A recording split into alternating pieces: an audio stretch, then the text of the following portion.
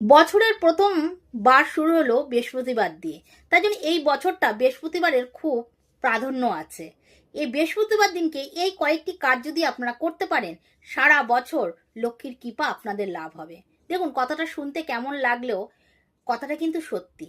দেখুন, এই কাজগুলো করলে আমার তো ক্ষতি কিছু হবে না, লাভ অবশ্যই হবে। কি করবেন? বৃহস্পতিবার দিনকে একটু নিরামিষ খাবেন, আর সেদিনকে লক্ষ্মীর ঘর স্থাপন করে লক্ষ্মীর ব্রত করবেন।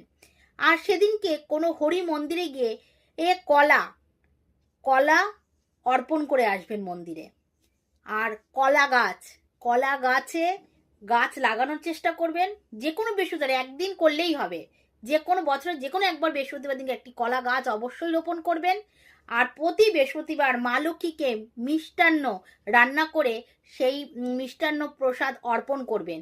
অবশ্যই সেই মিষ্টান্নটা মিছরির হতে হবে।